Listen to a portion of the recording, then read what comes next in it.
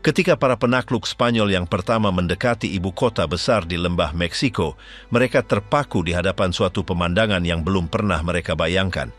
Di depan mereka terbentang kota besar yang dibangun di atas air, jalinan kanal, kuil dan istana yang melampaui semua yang mereka ketahui. Bernal Diaz del Castillo menggambarkan adegan itu dengan takjub. Sebuah kota yang berkilauan yang tampaknya muncul dari danau, dikelilingi oleh jembatan dan menara tempat suku Aztec memuja dewa-dewa mereka.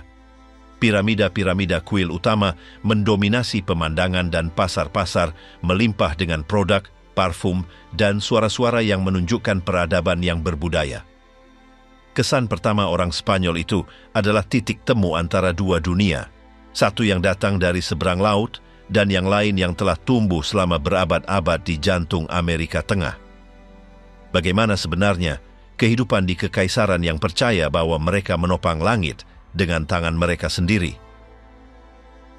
Asal-usul matahari dari jalan-jalan utara hingga pendirian Tenochtitlan. Suku Aztec, yang juga dikenal sebagai Meksika, telah mendirikan Tenochtitlan sekitar tahun 1325.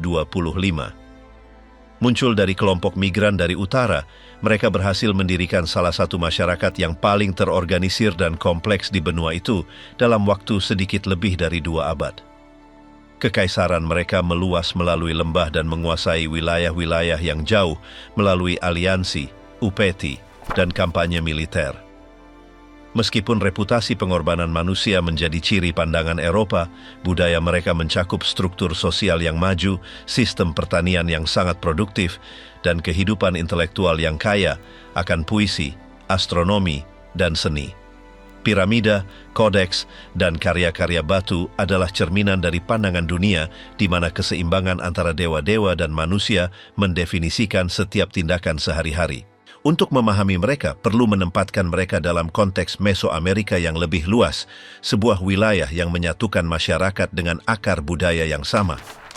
Dari Olmec hingga Zapotec dan Maya, ada pola umum kehidupan kota, pertanian intensif, tulisan piktografis, dan agama astronomi. Suku Aztec mewarisi dan mengadaptasi warisan itu, mengintegrasikannya ke dalam identitas politik dan budaya mereka sendiri. Pengetahuan yang dimiliki saat ini tentang mereka berasal dari berbagai sumber yang sangat beragam. Para penulis kronik Spanyol mencatat kesaksian dari suku Nahua sendiri, sementara kodeks pribumi yang dibuat sebelum dan sesudah penaklukan menyimpan informasi tentang silsilah, ritual, dan penaklukan. Manuskrip-manuskrip itu, yang penuh dengan gambar dan glif, tidak bermaksud menceritakan kisah dengan gaya Eropa, tetapi berfungsi sebagai panduan visual untuk mengingat fakta. Mereka adalah peta ingatan, di mana warna dan simbol melambangkan tempat, orang, dan tanggal. Di antara contoh yang paling berharga adalah Kodeks Mendoza, yang merinci upeti dari setiap provinsi dan kebiasaan sosial, atau Anales de Cuautitlan, yang mencatat migrasi dari Aztlan dan pendirian kota-kota. Studi modern tentang suku Aztec juga didukung oleh arkeologi yang telah memungkinkan rekonstruksi perkembangan mereka dari permukiman pertama hingga kejayaan kekaisaran. Penggalian di Tlatelolco, Cholula, dan Teotihuacan mengungkapkan kesinambungan budaya yang menyatukan masyarakat di Meksiko Tengah. Melalui sisa-sisa keramik, tempat tinggal dan kuil, para peneliti telah mengidentifikasi bagaimana organisasi politik dan agama terkonsolidasi selama berabad-abad. Sejarah seni Aztec memberikan dimensi lain. Patung, topeng, dan relief mengungkapkan pandangan mereka tentang kosmos dan hubungan antara kehidupan dan kematian. Semua ini menunjukkan masyarakat di mana estetika dan pengabdian terjalin. Seiring berjalannya waktu, penelitian menggabungkan sumber tertulis dan material untuk menawarkan gambaran yang lebih seimbang.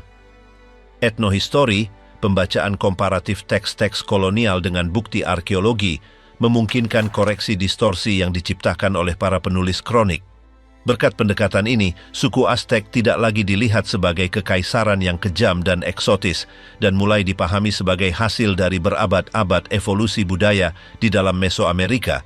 Studi terbaru mengungkapkan bahwa struktur politik mereka, jauh dari domain terpusat yang absolut, berfungsi melalui jaringan aliansi antara negara kota yang disatukan oleh upeti dan pernikahan strategis. Blok besar kedua dari sejarah mereka dimulai dengan pembentukan peradaban Aztec yang sebenarnya. Pada abad ke-13, beberapa kelompok migrasi dari utara tiba di lembah untuk mencari tanah baru. Mereka berasal dari daerah kering dan menyebut diri mereka Meksika, keturunan mitos Aztlan. Selama bertahun-tahun mereka hidup sebagai tentara bayaran, melayani masyarakat lain hingga mereka menemukan tempat untuk menetap. Menurut tradisi, sebuah tanda ilahi menunjukkan tempat itu kepada mereka. Seekor elang bertengger di atas kaktus nopal sambil memakan ular. Di sana mereka mendirikan Tenochtitlan, kota yang akan menjadi jantung kekaisaran mereka. Untuk memahami pertumbuhan mereka, para arkeolog telah membuat garis waktu yang dimulai dari pemburu-pemburu pertama Pleistosen dan mencapai puncak kota periode post-klasik. Di antara kedua ekstrim tersebut, budaya-budaya fundamental berkembang. Olmec dianggap sebagai cikal bakal peradaban Mesoamerika, Teotihuacanos yang membangun kota besar para dewa, dan Toltec yang pamor simbolisnya akan memengaruhi suku Aztec. Masing-masing meninggalkan kontribusi dalam arsitektur, agama, dan organisasi sosial.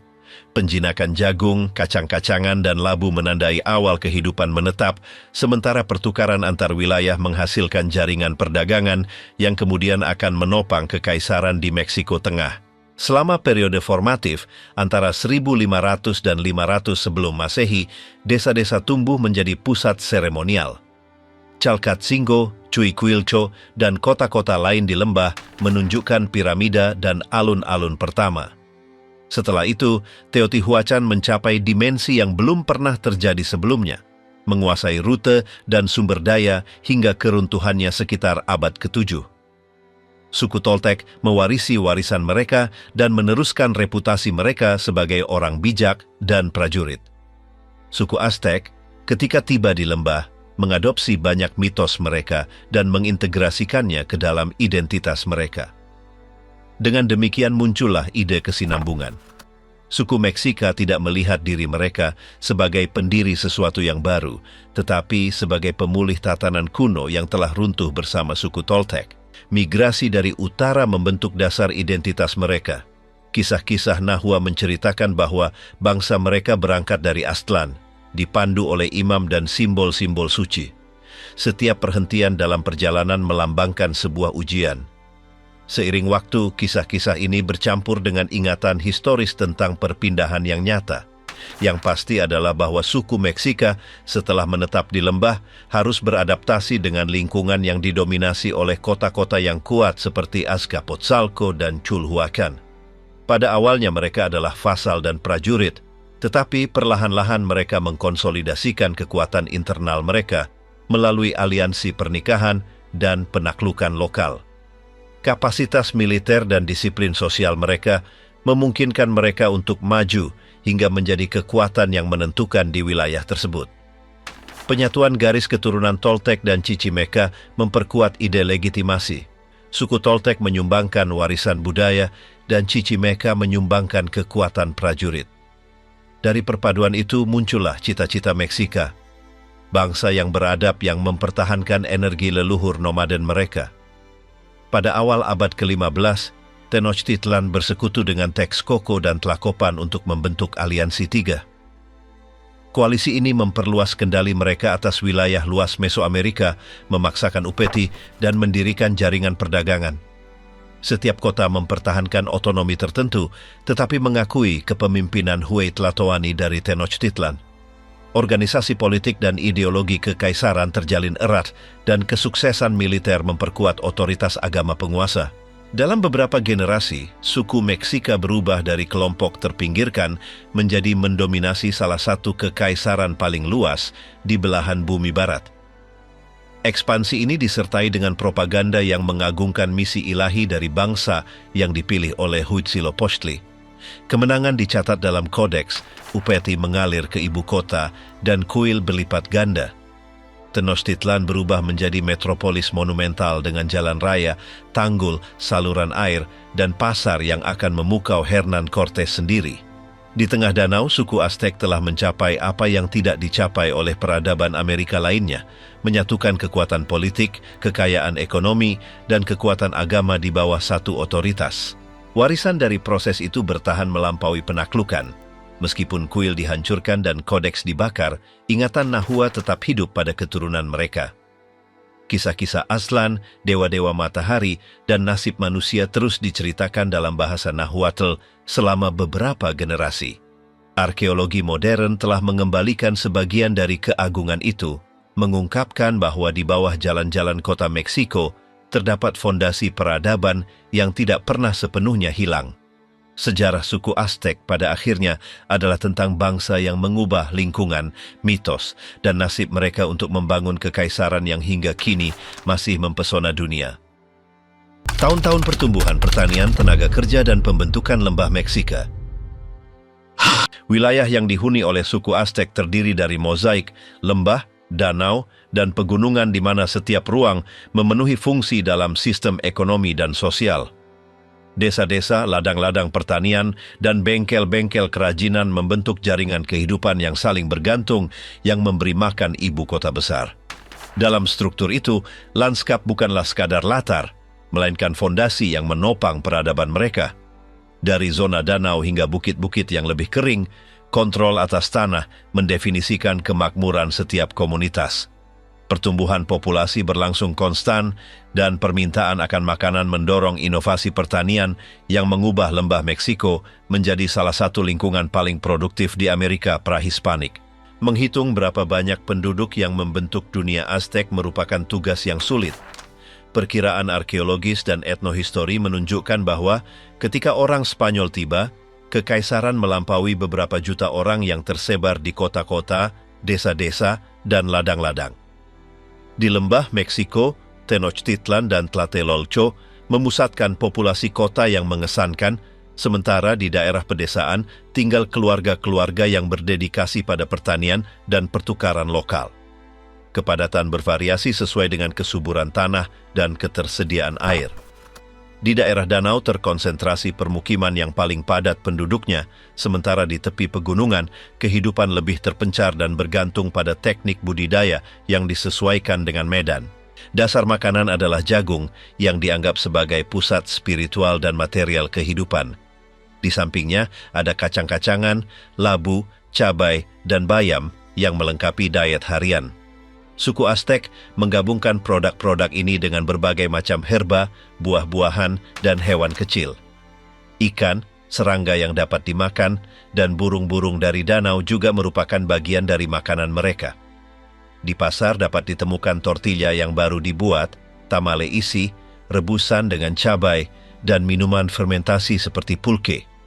Keseimbangan antara protein nabati dan hewani memungkinkan mereka untuk mempertahankan diet bergizi dan berkelanjutan, disesuaikan dengan lingkungan yang menawarkan sumber daya yang beragam di setiap musim.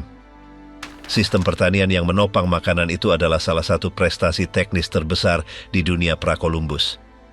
Di daerah danau dikembangkan Chinampas, pulau buatan yang dibangun dengan lapisan lumpur, alang-alang, dan vegetasi. Kebun apung ini diatur dalam kisi-kisi yang dibatasi oleh kanal yang memfasilitasi irigasi dan transportasi. Berkat Chinampas, para petani bisa mendapatkan beberapa kali panen setahun yang menjamin pasokan terus-menerus ke ibu kota. Di lereng teras sering diterapkan untuk mencegah erosi dan memanfaatkan kelembaban. Di tanah kering, para petani mendirikan tanggul dan saluran irigasi untuk menyimpan air. Seluruh lanskap berubah menjadi sistem produksi terencana yang menggabungkan pengetahuan empiris dan organisasi komunal. Pekerjaan pertanian mengikuti kalender ritual yang menandai saat-saat menanam, memanen, dan istirahat. Keluarga-keluarga mendistribusikan tugas sesuai dengan usia dan gender. Laki-laki menyiapkan tanah dengan tongkat penggali dan perempuan memproses makanan, menggiling jagung di metate untuk mengubahnya menjadi adonan. Kerjasama antar rumah tangga sangat penting dan pekerjaan kolektif memastikan bahwa tidak ada tanah yang menjadi tidak produktif. Upeti yang dituntut oleh kekaisaran dibayar dengan sebagian dari panen, sehingga efisiensi pertanian memiliki kepentingan politik. Di setiap desa terdapat otoritas lokal yang mengawasi produksi dan mengatur pembagian sumber daya. Desa-desa pedesaan meluas di seluruh lembah, dihubungkan oleh jalan dan kanal yang membawa produk ke pasar-pasar kota. Mayoritas rumah dibangun dengan batu bata lumpur, adobe, kayu, dan atap dari palem atau alang-alang. Di pusatnya didirikan kuil-kuil kecil dan bangunan komunal tempat upacara lokal diadakan. Kehidupan di pedesaan diatur oleh siklus pertanian dan oleh struktur sosial berdasarkan kekerabatan. Setiap komunitas mempertahankan rasa identitasnya sendiri, tetapi mengakui otoritas kekaisaran yang menuntut upeti dan merekrut tenaga kerja untuk pekerjaan umum. Pesta-pesta agama menyatukan penduduk dalam perayaan yang menggabungkan persembahan kepada dewa-dewa pertanian dengan tarian dan perjamuan. Lanskap Aztek tidak seragam. Zona danau menunjukkan keseimbangan antara air dan tanah, sementara pegunungan menawarkan sumber daya mineral dan kayu. Di lembah ditanam biji-bijian dan bunga-bunga, dan di daerah yang lebih kering diternakkan hewan dan diproduksi bahan bangunan. Setiap ekosistem menyumbangkan sesuatu yang berbeda, dan perdagangan internal memungkinkan semua barang beredar di seluruh kekaisaran. Jalan berbatu dan jalan raya di atas air memfasilitasi transportasi produk pertanian, keramik, dan tekstil. Dengan demikian, wilayah itu berfungsi sebagai jaringan hidup di mana setiap wilayah memainkan peran dalam keseluruhan. Selain tanaman, ekonomi juga ditopang oleh produksi kerajinan. Para perajin adalah spesialis yang diakui yang bekerja di bengkel keluarga atau di pusat-pusat yang lebih besar. Pekerjaan mereka tidak hanya memenuhi kebutuhan praktis, tetapi juga memiliki nilai simbolis yang mendalam. Di antara barang-barang manufaktur yang paling umum adalah bejana, peralatan, perhiasan, dan kain. Para perajin menggunakan bahan seperti tanah liat, batu, obsidian, tembaga, kapas, dan bulu. Beberapa benda ditujukan untuk penggunaan rumah tangga, sementara yang lain berfungsi untuk pertukaran komersial atau upacara keagamaan. Kualitas pekerjaan bergantung pada keterampilan dan status produsen, dan banyak bengkel terikat pada keluarga-keluarga yang mewarisi pengetahuan mereka selama beberapa generasi. Produk-produk utilitas membentuk dasar konsumsi harian.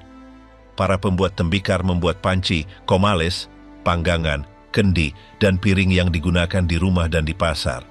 Peralatan pertanian, pisau obsidian, dan mata panah keluar dari bengkel perajin logam dan batu. Para penenun memproduksi pakaian dan selimut dengan kapas atau serat maguey yang kemudian diwarnai dengan pigmen alami. Setiap barang memiliki nilai tertentu dalam sistem barter, dan distribusinya berkontribusi pada keseimbangan ekonomi kekaisaran. Meskipun benda-benda itu tampak sederhana, mereka menunjukkan pemahaman yang mendalam tentang bahan baku dan kebutuhan praktis penduduk. Pada tingkat yang lebih tinggi ada kerajinan mewah yang disediakan untuk bangsawan dan persembahan keagamaan. Para tukang emas dan pemotong batu mengerjakan emas, pirus, dan obsidian untuk menciptakan perhiasan, topeng, dan lambang kekuasaan. Para pembuat bulu membuat hiasan kepala dengan bulu quetzal, macau, dan burung tropis lainnya yang datang dari tanah jauh. Para perajin elite diorganisir di bawah pengawasan langsung para penguasa dan kuil utama, karena banyak dari produk mereka digunakan dalam upacara atau sebagai hadiah diplomatik. Bengkel-bengkel ini mewakili persatuan antara seni dan agama, di mana setiap bagian harus memenuhi fungsi simbolis dalam tatanan kosmik. Keahlian teknis para perajin Aztek mengesankan para penulis kronik Eropa yang menyoroti akurasi dan keindahan karya-karya mereka. Di antara pusat kerajinan yang paling penting adalah Otumba, sebuah kota di dataran tinggi tengah yang dikenal karena produksi keramik dan benda-benda batu. Di sana telah ditemukan bengkel-bengkel khusus yang memasok baik pasar lokal maupun ibu kota. Lokasi strategis Otumba, dekat dengan rute perdagangan dan zona pertanian, menjadikannya titik kunci dalam sistem ekonomi. Penggalian mengungkapkan tungku, peralatan, dan limbah produksi yang memungkinkan pemahaman skala pekerjaan. Para perajin Otumba mempertahankan hubungan dengan komunitas pedesaan dan dengan pedagang yang mendistribusikan produk ke wilayah lain kekaisaran. Aktivitas mereka menunjukkan tingkat integrasi ekonomi yang dicapai oleh suku Aztek, di mana pertanian, perdagangan, dan kerajinan membentuk roda gigi yang terkoordinasi.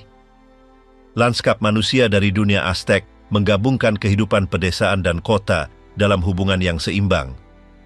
Desa-desa memproduksi makanan dan bahan yang memasok kota-kota Sementara pusat-pusat kota memusatkan kekuatan politik dan agama. Struktur kekaisaran bergantung pada hubungan konstan antara desa dan kota itu. Setiap komunitas tahu apa perannya dalam keseluruhan dan upeti menjadi sarana yang menyatukan semua di bawah otoritas Tenochtitlan. Dari Cinampas hingga bengkel-bengkel Otumba, pekerjaan harian jutaan orang membentuk masyarakat yang menemukan alasan eksistensinya di tanah, air, dan keahlian. Melalui mereka, suku Aztec berhasil mempertahankan keseimbangan yang mengubah lingkungan mereka menjadi dasar salah satu peradaban paling canggih di benua itu. Dunia Aztec, perdagangan uang dan masyarakat. Ketika orang Eropa pertama memasuki pasar Tlatelolco, mereka terkejut oleh kemegahan tempat itu. Di depan mereka terbentang sebuah plaza besar di mana puluhan ribu orang berdagang setiap hari. Itu adalah pusat pertukaran yang tertata dengan jalan-jalan yang didedikasikan untuk produk yang berbeda. Satu untuk unggas, satu lagi untuk ikan, satu lagi untuk logam atau batu permata. Ada hakim yang menyelesaikan sengketa, inspektur yang mengawasi ukuran, dan kuil tempat dewa-dewa pasar menerima persembahan. Di ruang itu, kehidupan ekonomi kekaisaran menemukan ritmenya. Kata-kata para penakluk memperjelas bahwa tidak ada yang sebanding di Eropa. Setiap kota Aztec dari yang paling kecil hingga ibu kota kekaisaran memiliki pasarnya sendiri. Beberapa beroperasi setiap hari, yang lain setiap 5 hari, sesuai dengan kalender Nahua. Desa-desa yang tampak sunyi sepanjang sisa minggu menjadi hidup pada hari Tianguis, pasar, ketika petani, perajin, dan pedagang datang untuk menjual produk mereka. Barang dagangan termasuk semua jenis makanan, peralatan, perkakas, dan tekstil. Di pasar yang lebih besar, perhiasan, bulu eksotis, parfum, benda emas, senjata, dan budak juga dapat ditemukan. Varietas dan organisasi sangat kompleks sehingga sistem pertukaran tidak memerlukan pengawasan langsung dari negara. Berbeda dengan suku Inca, suku Aztec tidak memusatkan ekonomi mereka. Pasar-pasar diatur sendiri melalui kebiasaan dan otoritas lokal. Pasar Tlatelolco adalah pasar terbesar di seluruh Amerika pra-Columbus. Dari kanal dan jalan lintas datang kano yang syarat dengan jagung, buah-buahan, bunga-bunga, keramik, dan kain. Diperkirakan lebih dari 60.000 orang datang setiap hari. Di sana berkumpul produsen, pedagang profesional, dan konsumen biasa. Para pedagang yang paling berpengalaman, yang disebut Pochtecas, memainkan peran krusial. Mereka mengendalikan perdagangan jarak jauh, berfungsi sebagai hakim pasar, dan kadang-kadang bertindak sebagai mata-mata kaisar di tanah asing. Aturannya tepat, setiap jenis produk memiliki zonanya, dan tidak ada yang bisa menjual di luar zona itu. Transaksi dilakukan berdasarkan nomor dan ukuran, dan para inspektur menghancurkan peralatan palsu.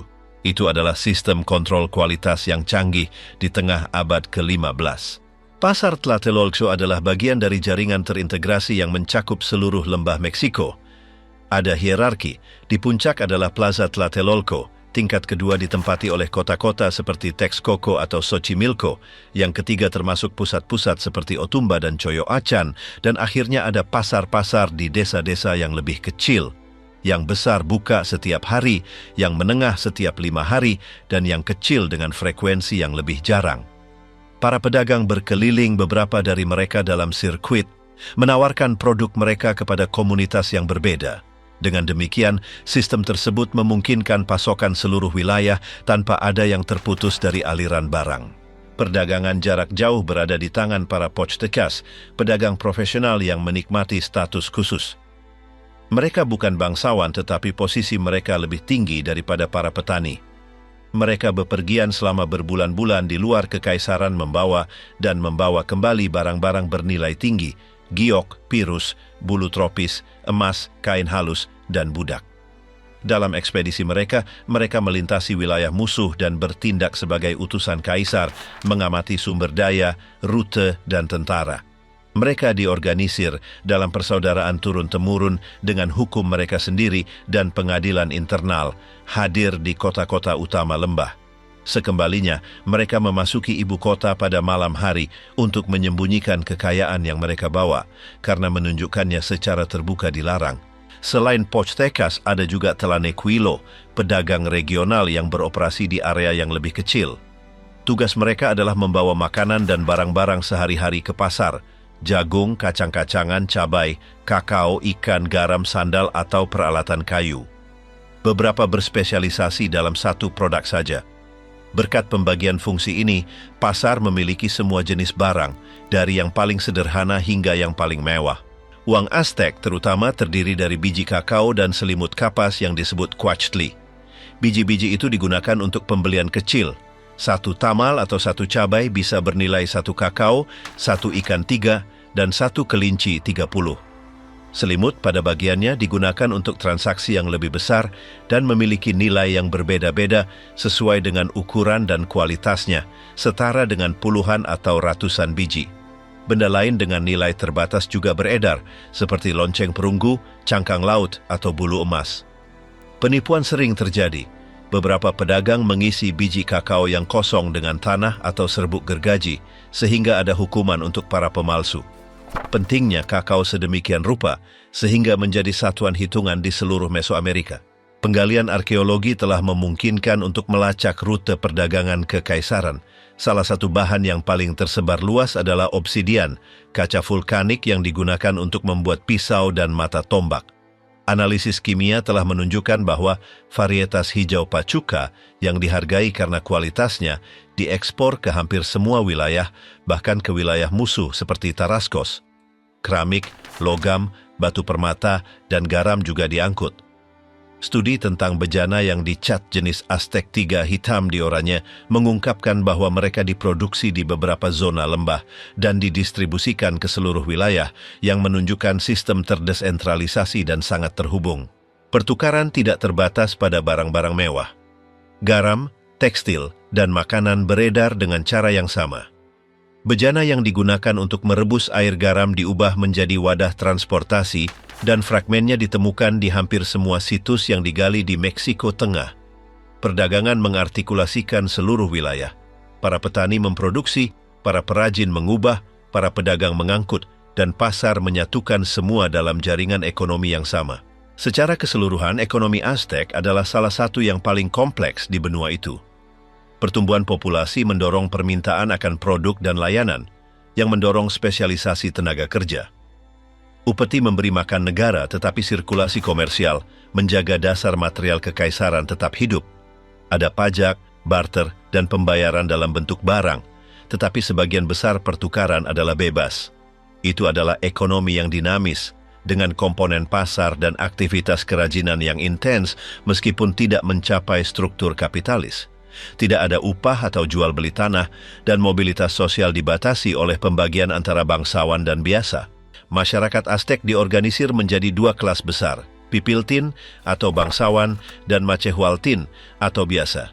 Yang pertama memerintah, mengelola, dan memiliki tanah. Yang kedua bekerja di atasnya dan membayar upeti. Namun, kehidupan sehari-hari menunjukkan nuansa. Para petani memiliki otonomi tertentu atas petak tanah mereka dan dapat berdagang di pasar, sementara para perajin dan pedagang, meskipun tanpa gelar kebangsawanan, mengumpulkan kekayaan dan prestis. Beberapa prajurit terkemuka menerima hak istimewa yang dekat dengan bangsawan, tetapi batas sosial jarang dilintasi. Rumah tangga adalah inti dari organisasi sosial. Keluarga-keluarga tinggal di rumah-rumah batu bata, lumpur, adobe, atau batu, dengan hanya satu kamar dan satu halaman tempat sebagian besar aktivitas dilakukan. Anak-anak belajar sejak kecil tugas orang tua mereka. Anak laki-laki membantu di ladang atau dalam memancing, anak perempuan dalam menenun dan memasak. Mulai dari usia 10 tahun mereka bersekolah di mana mereka dilatih untuk kehidupan dewasa. Pemuda biasa pergi ke Telpochcali, tempat mereka menerima instruksi militer dan komunal. Anak-anak bangsawan belajar di Calmecac yang mempersiapkan imam, prajurit, dan pemimpin. Pernikahan menandai langkah definitif menuju kedewasaan. Pertunangan diatur antara keluarga-keluarga dan upacara termasuk nasihat dari tetua dan jamuan makan. Setelah penyatuan, peran didefinisikan dengan baik. Laki-laki bertanggung jawab atas pekerjaan luar dan perempuan atas lingkup domestik. Mereka menenun, memasak, membersihkan, dan melakukan ritual pemurnian harian, seperti menyapu rumah saat fajar. Produk tekstil perempuan berfungsi sebagai upeti atau mata uang pertukaran, yang memberi perempuan peran ekonomi yang penting. Para bangsawan tinggal di istana dengan halaman yang luas dan dinding yang dihias, dari mana mereka mengarahkan urusan pemerintahan lokal. Mereka mengendalikan tanah, mengawasi pemungutan upeti, dan memelihara pelayan dan budak. Para petani, sebaliknya, mengerjakan petak tanah yang ditugaskan oleh Kalpuli, unit komunitas yang mengelompokkan keluarga dan tanah di bawah tuan yang sama. Di kota-kota, para perajin diorganisir berdasarkan keahlian dan para pedagang mempertahankan hierarki mereka sendiri. Di tingkat yang paling rendah ada para budak yang tidak dilahirkan dalam kondisi itu, melainkan mencapainya karena hutang atau hukuman. Mereka bisa menikah dan memiliki barang, dan banyak yang bekerja dalam tugas rumah tangga atau kerajinan. Peran ekonomi mereka berkurang, tetapi keberadaan mereka mencerminkan kekakuan sistem. Bahkan dengan pembagian itu, masyarakat Aztec berfungsi sebagai keseluruhan yang saling terhubung. Pasar menyediakan makanan dan bahan mentah. Para perajin mengubah sumber daya itu menjadi barang. Para pedagang mendistribusikannya, dan keluarga-keluarga menopang siklus dengan pekerjaan harian mereka. Dalam jalinan itu, setiap orang tahu tempatnya dan berkontribusi untuk menjaga keseimbangan umum. Begitulah cara suku Aztec hidup dalam peradaban di mana perdagangan, keluarga, dan hierarki sosial terjalin untuk menopang kekuasaan kekaisaran yang mendominasi jantung Mesoamerika hingga kedatangan para penakluk. Raja, perang, dan ekspansi kekaisaran. Penguasa Aztec adalah poros dari seluruh sistem politik. Dia tidak hanya memimpin perang, tetapi juga mengawasi keadilan, upeti, pasar, dan ritual keagamaan. Dalam kodeks dan kesaksian kolonial, dia muncul sebagai pemimpin yang harus menjaga ketertiban, melindungi bangsanya, dan menjamin kemakmuran kota. Gelar Tlatoani yang berbicara melambangkan perannya sebagai suara Dewa Tezcatlipoca, sumber ilahi dari kekuasaan. Di sekelilingnya berputar istana yang terdiri dari bangsawan, hakim, imam, dan administrator yang menjaga agar struktur negara tetap berfungsi. Namun, kekaisaran tidak lahir sebagai blok yang terpadu. Ia muncul dari jaringan kota otonom yang, seiring waktu, berintegrasi di bawah dominasi Tenochtitlan. Suku Aztec menggunakan kata Altepetl untuk merujuk pada negara kota mereka. Masing-masing adalah komunitas dengan wilayahnya sendiri, kuil, pemerintahan, dan pasar. Di lembah Meksiko terdapat sekitar 50 kota negara dan kekaisaran menguasai sekitar 400 lagi di wilayah yang jauh. Setiap Altepetl memiliki istana, kuil utama, dan plaza pasar, simbol otonomi dan kekuasaan lokal mereka. Kota-kota ini bersifat multi-etnis. Suku Nahua, Otomi, Mixtec, dan bangsa-bangsa lain hidup berdampingan bersatu di bawah otoritas Tlatoani. Meskipun kekaisaran memaksakan upeti, penduduk terus mengidentifikasi diri terlebih dahulu dengan kota mereka daripada dengan kekuasaan kekaisaran. Istana penguasa adalah jantung politik Altepetl. Di sana raja tinggal dan urusan publik dikelola. Kuil-kuil yang didedikasikan untuk dewa-dewa pelindung mewakili hubungan sakral antara kekuasaan dan agama. Pasar adalah titik persatuan ekonomi tempat petani, perajin, dan pedagang berkumpul. 3 ruang ini, istana, kuil, dan pasar, mendefinisikan kehidupan sehari-hari dan hierarki setiap kota. Tanggung jawab Tlatoani sangat luas. Ia harus menjamin keadilan, mengatur kampanye militer, memimpin ritual, dan menjaga kebersihan dan ketertiban.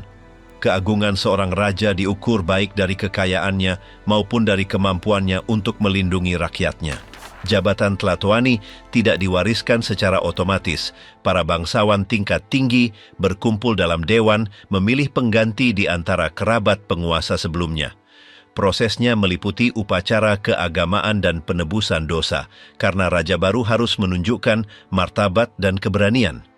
Yang terpilih disajikan di hadapan Dewa Huitzilopochtli, mempersembahkan kurban dan melakukan kampanye militer singkat untuk mendapatkan tahanan yang akan dikorbankan dalam penobatannya.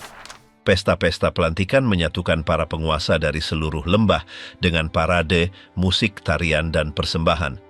Tujuannya adalah untuk menegaskan kembali persatuan antara penguasa baru dan dewa-dewa, melegitimasi otoritasnya di hadapan bangsa-bangsa sekutu dan yang ditaklukkan. Raja adalah pemilik tanah dan upeti yang dihasilkan oleh rakyatnya. Dia mengenakan pakaian mewah, memakan makanan terbaik, dan hidup dikelilingi oleh pelayan dan penasihat. Para hakim mengelola keadilan dari fajar hingga senja dan kasus-kasus penting diteruskan ke pengadilan kerajaan. Terlepas dari konsentrasi kekuasaan ini, sistem politik tidak sepenuhnya despotik. Dewan bangsawan dan hakim membatasi keputusan sewenang-wenang dan pajak mengikuti norma tetap yang dicatat dalam kodeks. Alih-alih upeti perang sederhana, suku Aztec memiliki sistem pajak reguler atas tanah, tenaga kerja, dan perdagangan. Itu adalah pemerintahan dengan ciri-ciri kerja sama antar kelas, di mana rakyat biasa juga memperoleh perlindungan dan manfaat. Penelitian modern menggambarkan suku Aztec sebagai peradaban dengan model pemerintahan yang lebih partisipatif daripada otoriter. Setiap kota mempertahankan organisasinya sendiri dan berkontribusi pada kekaisaran dengan sumber daya dan tentara. Upeti dicatat dengan cermat dan dikumpulkan 4 kali setahun. Pembayaran yang paling umum adalah dalam produk pertanian, tekstil, bulu, atau logam. Para pejabat yang bertugas mengumpulkan disebut kalpixke, dan tugas mereka adalah mengumpulkan barang-barang dan mengirimkannya ke ibu kota. Sistem ini memastikan bahwa kekuasaan kekaisaran didukung oleh ekonomi lokal, tanpa menghancurkan struktur tradisional setiap Altepetl. Wilayah Aztec adalah jaringan aliansi antara kota-kota. Studi etnohistori dan arkeologi telah memungkinkan rekonstruksi batas-batas entitas tersebut, menunjukkan bahwa seringkali bangsa-bangsa bercampur dan tidak ada perbatasan yang jelas. Loyalitas tidak bergantung pada ruang fisik sebanyak pada ikatan pribadi dengan penguasa. Seorang petani dapat tinggal di dekat kota lain, tetapi tetap menjadi bawahan Tlatoani aslinya. Model organisasi politik yang didasarkan pada loyalitas dan upeti pribadi ini menjelaskan bagaimana kekaisaran berhasil mempertahankan kendali tanpa memerlukan birokrasi terpusat. Hubungan antar Altepetl selalu berubah. Di masa damai, mereka mempertahankan perdagangan, aliansi pernikahan, dan perayaan bersama. Di masa ketegangan, mereka saling berhadapan untuk dominasi dan upeti. Perang adalah bagian biasa dari politik.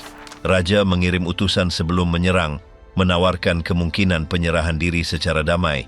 Jika musuh menolak, perang dinyatakan dan tentara berbaris dengan drum dan panji.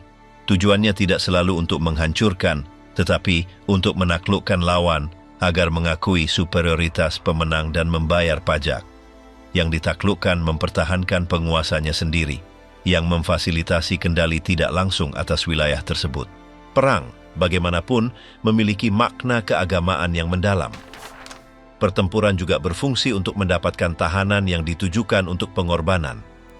Sejak kecil, para pemuda dilatih di sekolah militer, tempat mereka belajar disiplin, taktik, dan penggunaan senjata. Reputasi seorang prajurit bergantung pada jumlah musuh yang ditangkap. Yang paling sukses mencapai pangkat bergengsi, elang, jaguar, atau ordo khusus yang melambangkan keberanian dan kebangsawanan. Pertempuran mengikuti protokol ritual tetapi mereka keras dan menentukan. Senjata utama adalah tombak, busur, dan pedang kayu dengan mata obsidian yang mampu memotong bahkan kuda dengan satu pukulan menurut penulis kronik Spanyol. Pada 1428 dibentuk aliansi tiga antara Tenochtitlan, Texcoco, dan Tlacopan, inti yang akan melahirkan kekaisaran. Tujuannya adalah untuk mengakhiri Azcapotzalco, kekuatan dominan di lembah. Setelah kemenangan, para sekutu membagi upeti, 2/5 untuk Tenochtitlan, 2/5 untuk Texcoco, dan 1/5 untuk Tlacopan. Sejak saat itu, kekuasaan Meksika mulai meluas melampaui lembah.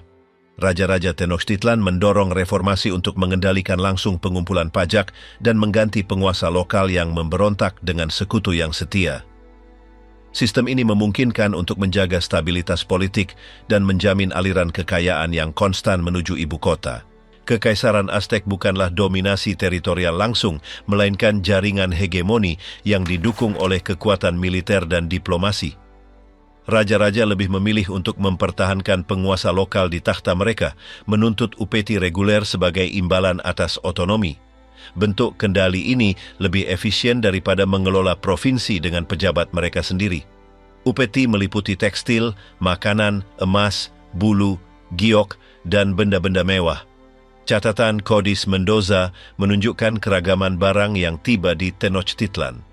Puluhan ribu selimut, bulu eksotis, pakaian prajurit, perhiasan, dan makanan. Setiap provinsi harus menyerahkan produk spesifik. Banyak di antaranya tidak tersedia di wilayah mereka yang merangsang perdagangan internal. Sistem kekaisaran menggabungkan dua strategi. Yang pertama, ekonomi, terdiri dari mengorganisir provinsi-provinsi pembayar upeti dengan kota-kota utama yang bertugas mengumpulkan pembayaran. Yang kedua, militer, diterapkan di zona perbatasan, di mana negara sekutu diciptakan yang bertugas melindungi perbatasan. Negara-negara klien ini tidak membayar pajak reguler, tetapi mengirim hadiah dan pasukan. Di wilayah yang berkonflik, seperti perbatasan dengan Taraskos atau dengan Tlaxcala, mereka berfungsi sebagai penghalang antara kekaisaran dan musuh-musuhnya. Benteng Ostuma dan Cuauhtémoc adalah contoh dari kebijakan itu. Di Ostuma, Kaisar Ahuizotl mendirikan garnisun permanen dan mengisi kembali zona itu dengan keluarga-keluarga Nahua dari lembah. Dinding dan sisa-sisa arkeologi menunjukkan peran defensifnya menghadapi Taraskos. Di Cuauhtémoc, dekat Teluk Meksiko, suku Aztec membangun kuil bergaya Meksika dan mempertahankan kehadiran militer selama penaklukan Moctezuma. Lebih jauh ke barat, di Malinalco, Ahuizotl memerintahkan kuil diukir langsung di batu, di antaranya kuil prajurit elang, tempat upacara yang didedikasikan untuk elit militer diadakan. Karya-karya ini tidak hanya melayani tujuan keagamaan, tetapi juga merupakan manifestasi visual dari kekuasaan kekaisaran. Setiap pembangunan, setiap benteng, dan setiap upacara memperkuat citra kaisar sebagai penguasa dunia yang dikenal. Dominasi Aztec mencapai ekstensi maksimumnya pada masa pemerintahan Moctezuma II. Aliran upeti menuju ibu kota sangat besar. Ribuan tekstil, emas, bulu, dan makanan tiba melalui kanal ke jantung Tenochtitlan. Kekayaan itu memungkinkan untuk memperindah kota dan menopang kehidupan para bangsawan dan imam. Namun kekuasaan tidak mutlak. Beberapa wilayah seperti Tlaxcala atau Kekaisaran Taraskan tidak pernah ditaklukkan. Suku Meksika berusaha membenarkannya dengan menyatakan bahwa perang-perang itu hanyalah praktik ritual yang disebut Perang Bunga, Guerras Floridas. Tetapi catatan menunjukkan bahwa mereka adalah konflik nyata tanpa kesuksesan militer. Terlepas dari batasannya, Aliansi Tiga mengubah Meksiko Tengah menjadi sistem ekonomi dan politik yang belum pernah terjadi sebelumnya. Aliansi pernikahan, upeti, dan upacara kekaisaran menjaga kohesi dari kumpulan bangsa yang beragam. Tenochtitlan menjadi metropolis paling kuat di Mesoamerika, simbol peradaban yang menyatukan agama, perang, dan perdagangan dalam struktur yang sama. Kekaisaran Aztec tidak hanya memaksakan otoritasnya dengan kekerasan, tetapi juga membangun identitas bersama yang didukung oleh ide bahwa suku Meksika adalah yang dipilih oleh dewa-dewa untuk memerintah atas semua yang lain.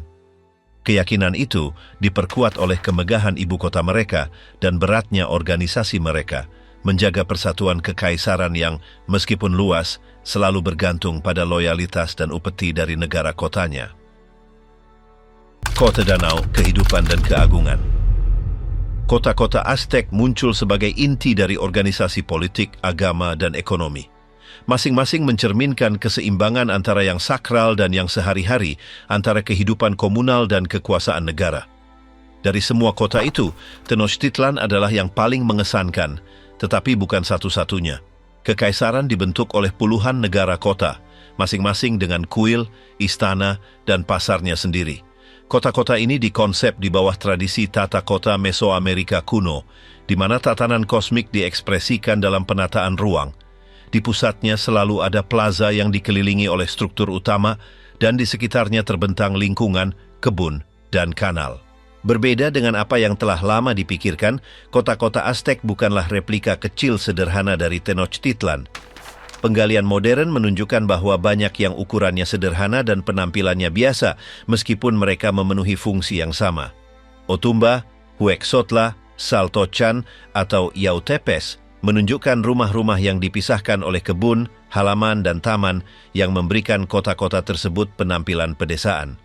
Namun karakter kota mereka didefinisikan oleh keberadaan kuil, pasar, dan bangunan administratif yang melayani seluruh wilayah.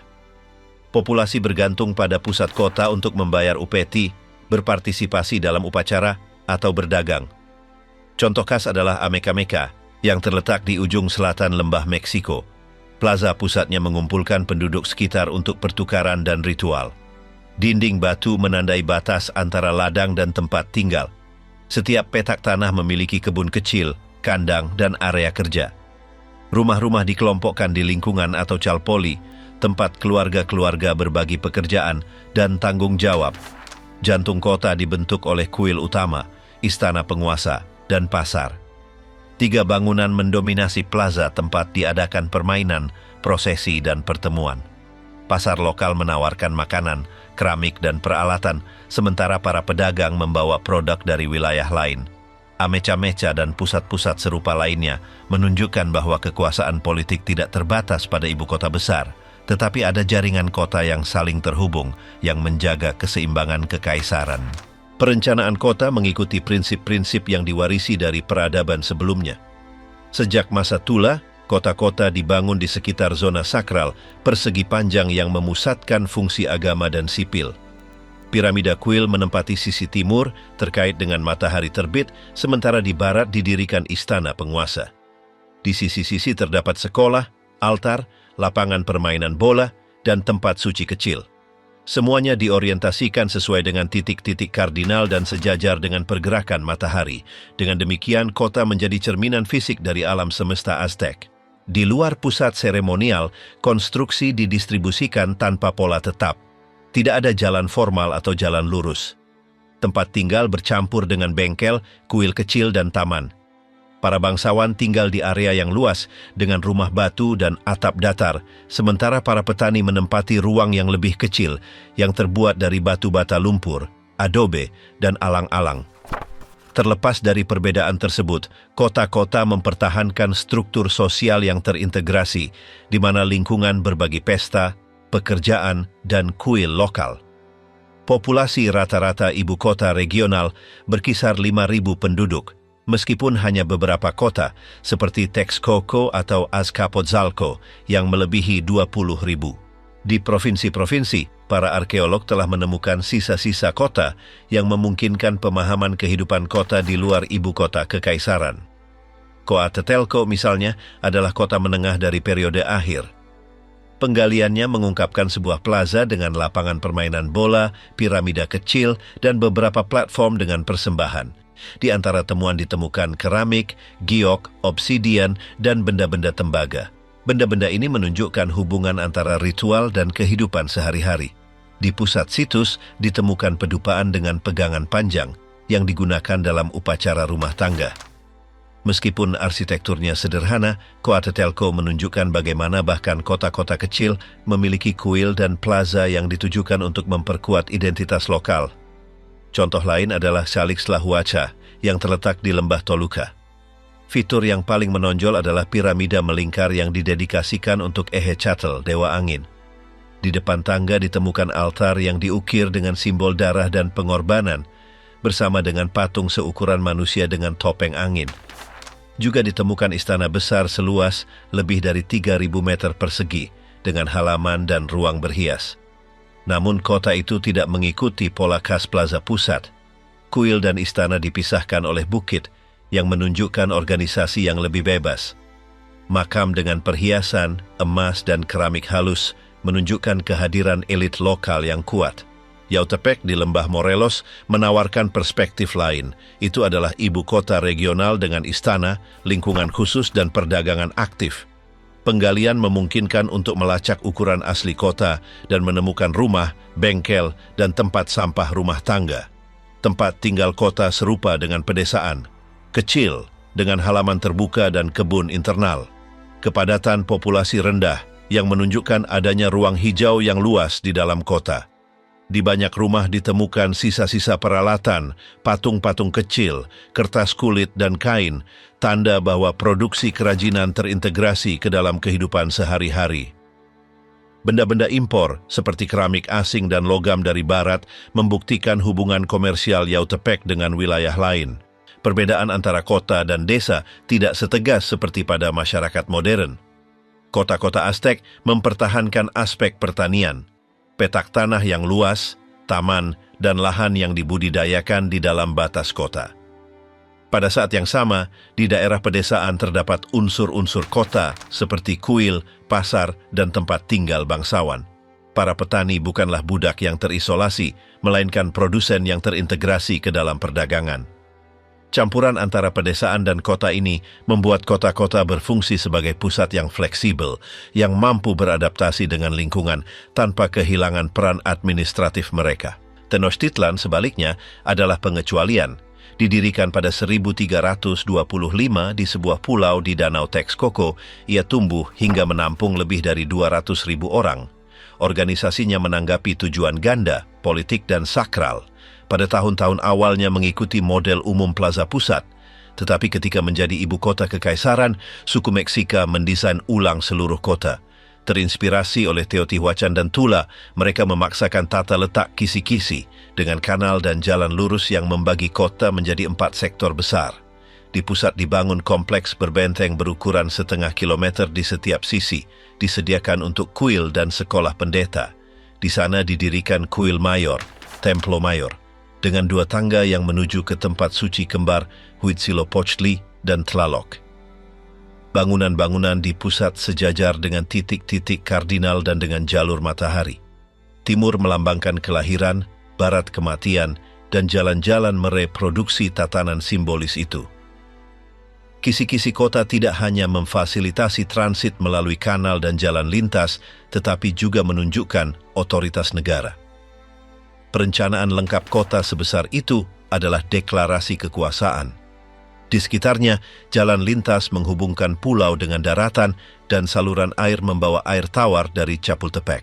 Zona perumahan didistribusikan di lingkungan tempat bangsawan, perajin, dan pedagang hidup berdampingan. Rumah-rumah biasa kecil, sementara istana penguasa dan kuil didirikan dengan batu ukir dan lukisan dinding. Seluruh kota ditaburi taman, halaman, dan kebun apung. Cinampas, ladang pertanian yang dibangun di atas air, menghasilkan panen permanen jagung, kacang-kacangan, dan bunga-bunga. Di kanal beredar ribuan kano yang mengangkut makanan, bahan, dan orang.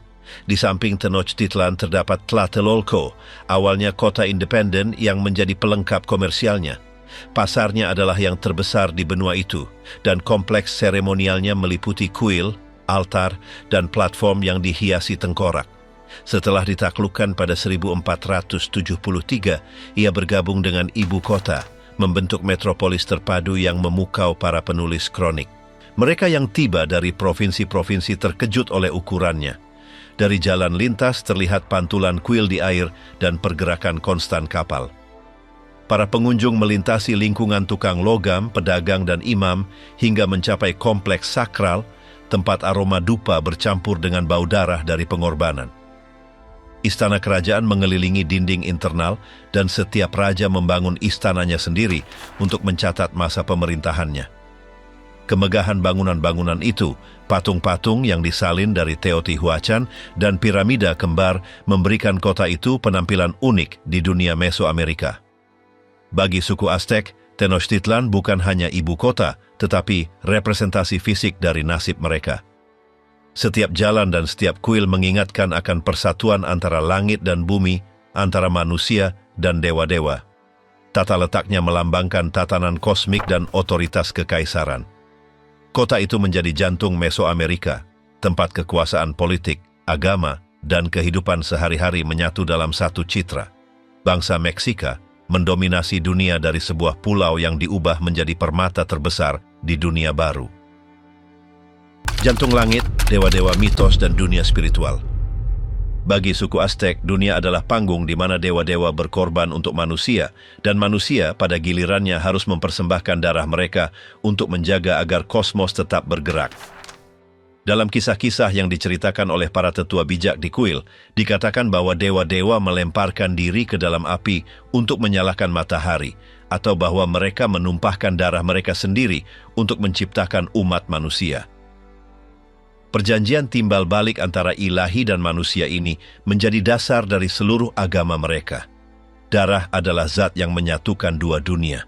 Kepercayaan Meksika adalah hasil dari abad-abad warisan Mesoamerika. Kultus kuno matahari, hujan, dan kesuburan telah terjalin dengan dewa-dewa baru yang dibawa oleh para migran dari Aztlan. Di Teotihuacan dan Tula sudah ada upacara pengorbanan, tetapi suku Aztec mengubahnya menjadi poros iman mereka. Ketika kekuasaan mereka tumbuh setelah Perang Tepaneca, Raja dan Imam Meksika mengatur kembali agama untuk menghubungkannya langsung dengan negara dan kekaisaran.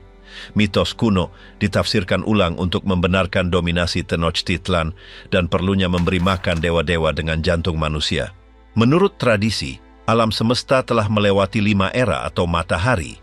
Di setiap era memerintah dewa yang berbeda dan ada umat manusia yang berbeda. Matahari pertama yang diperintah oleh Tezcatlipoca dihuni oleh raksasa yang binasa dimakan oleh jaguar. Yang kedua, dipimpin oleh Quetzalcoatl, berakhir dengan badai yang mengubah manusia menjadi kera. Di yang ketiga, di bawah dominasi Tlaloc, hujan api menghancurkan bumi dan manusia menjadi anjing dan burung. Matahari keempat, yang diatur oleh Chalchiuhtlicue, berakhir dengan air bah yang mengubah orang-orang menjadi ikan. Matahari kelima, yang sekarang milik Tonatiuh, dewa matahari, dan nasib akhirnya adalah bencana gempa bumi yang akan melahap seluruh umat manusia. Setiap siklus berakhir setelah 52 tahun, waktu yang diperlukan agar kalender surya dan ritual bertepatan. Ketika tanggal itu mendekat, bangsa itu takut dunia akan berakhir. Oleh karena itu, mereka melakukan upacara api baru. Di dalamnya semua api di kekaisaran dipadamkan, dan imam menyalakan api unggun baru di dada tahanan yang dikorbankan. Jika api menyala, itu berarti matahari terlahir kembali dan siklus berlanjut. Yang terakhir dari upacara ini dirayakan pada 1507 di Bukit Bintang, Cerro de la Estrella. Mitos Quetzalcoatl menceritakan bahwa pada awal matahari kelima, bumi ditutupi oleh laut.